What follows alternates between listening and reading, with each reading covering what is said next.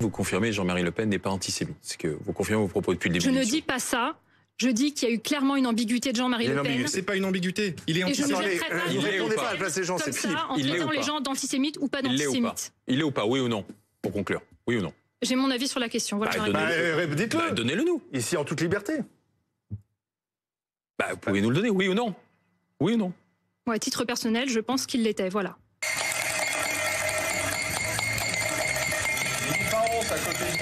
Parce que ça, c'est ce qu'entend le président de la République et c'est ce qu'il va entendre régulièrement.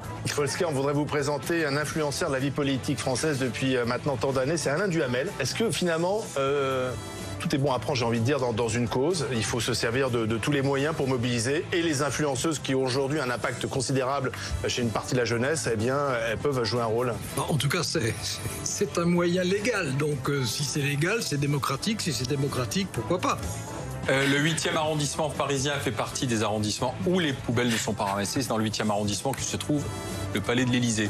Emmanuel Macron. Et regardez, pas de passe-droit pour le chef de l'État. C'est les poubelles du chef de l'État. Oui, les poubelles ne sont pas ramassées. Ce qui manque, c'est à la fois plus de liberté et plus d'autorité. Et je discute, et attention, je commence mon bouquin en disant je suis un vieux con assumé. Ah oui, alors voilà, je suis un vieux con assumé. Mais comme je dis, c'est mieux que d'être un jeune con qui s'ignore. Mais le mari de Sandrine Rousseau, le pauvre, franchement, faudrait pas faire une marche pour aider ce pauvre mec. Faudrait pas organiser quelque chose, un fonds de solidarité pour dire mon pauvre garçon, sur quoi t'es tombé? Une marche pour le mari de Sandrine Rousseau, pourquoi pas? Oui. Qui vous aide dans la vie, le mari de Sandrine Rousseau. Oh mon pauvre vieux. Oh là là. Je me sens aussi marocain que français. J'ai passé mon enfance dans ce pays. J'y suis maintenant depuis 15 ans. Mon épouse est marocaine. Beaucoup de mes amis sont marocains. Mais mes enfants sont en France. Et donc mon cœur est partagé. Soutenir psychologiquement le peuple marocain, c'est extrêmement important. Il va y avoir la reconstruction, mais il va y avoir aussi l'aspect psychologique. Il y a tellement de chantiers après ce séisme que tout est bon à prendre. Donc si on me sollicite, je serai là évidemment. Vous avez 3 enfants. Est-ce que vous comprendrez qu'on leur demande de retirer le voile, de retirer la baya? Moi, quand je suis arrivée en France, et j'avais déjà des informations, j'avais choisi donc quelque part de venir en France. Mais on doit respecter les libertés individuelles. On vit dans un monde qui est très polarisé, un monde qui est empoisonné d'extrémisme, de haine. Les gens ne parlent plus de manière sérieuse, ils n'ont pas de vraies conversations, ils mettent des stories sur Instagram. L'antisémitisme, c'est un résultat de ces conversations toxiques qu'on a. Alain Marchal tenait à réagir en direct ce soir dans BFM Story.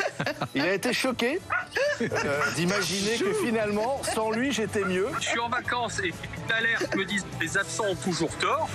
Et donc, effectivement, voilà que Roselyne balance sur mon compte en me disant que t'es mal accompagné quand je suis là. Ça fait plaisir, ma chère Roselyne.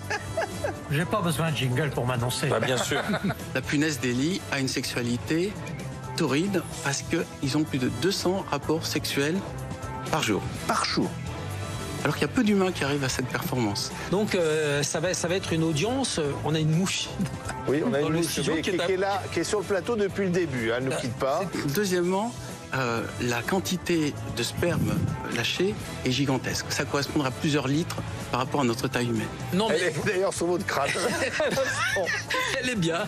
Ça fait piste d'atterrissage, c'est pratique. Et Alain Duhamel. Je peux vous faire un peu de Johnny Hallyday, si vous voulez, pour mettre un peu d'ambiance sur votre chaîne. Tiens, allez-y. Quand tes cheveux s'étalent comme un soleil d'été et que tes oreilles ressemblent au champ de blé, quand l'ombre et la lumière dessinent sur ton corps des montagnes, des forêts et des îles au trésor. C'était laquelle, celle-là? Que je t'aime. Ah oui. Happy birthday to you, Mr. Alain Duhamel. Bravo Pablo. Bon anniversaire, Alain. Très bon anniversaire.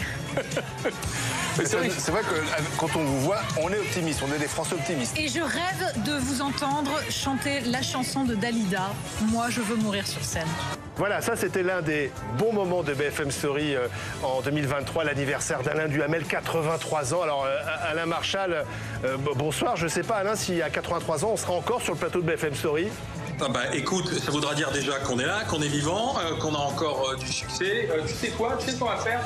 Je vais déjà souffler quelques bougies à notre santé, à la santé de tous ceux qui nous suivent.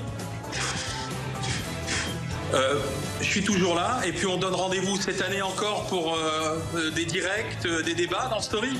Bah oui, on se retrouve en 2024, encore beaucoup d'actualités, des débats, des invités et avec Alain Duhamel. À très bientôt, très bonne fête de fin d'année.